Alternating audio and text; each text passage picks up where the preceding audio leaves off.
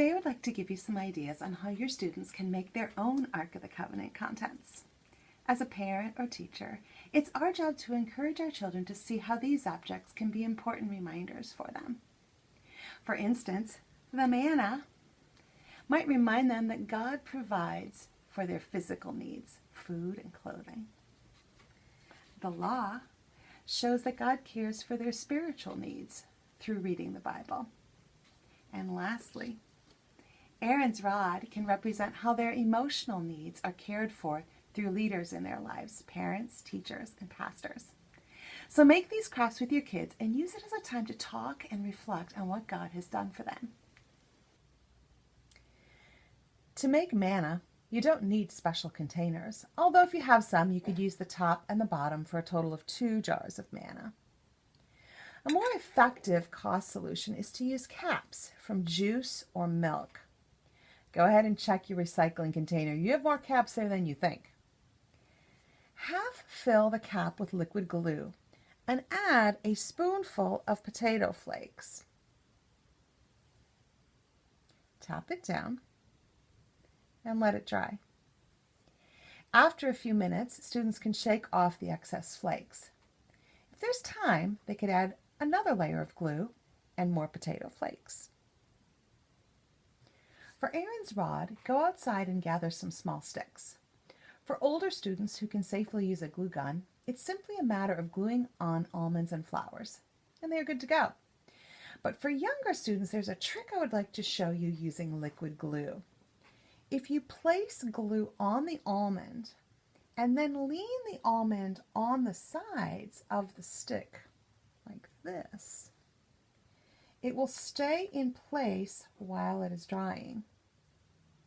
The small flowers can rest on the top with just a little bit of glue, like so.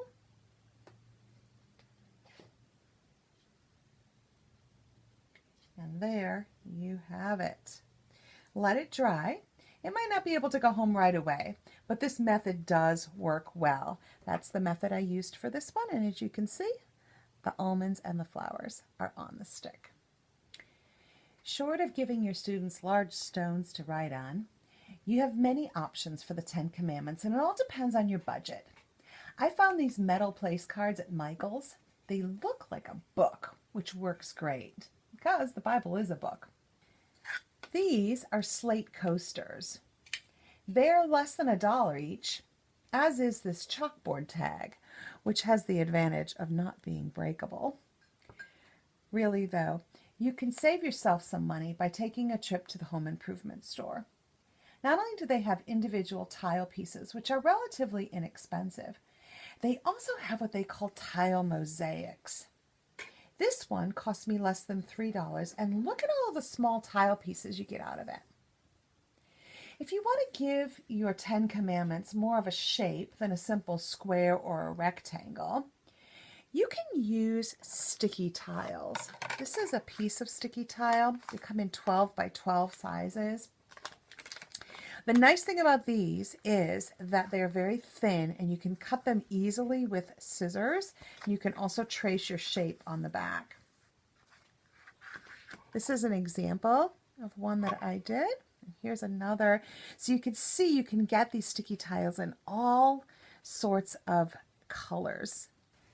God told the Israelites to keep these 3 items in the Ark of the Covenant as a reminder that He is faithful and cared for their every need. Wouldn't it be great if our students woke up each morning to their own set of reminders on their nightstand or dresser?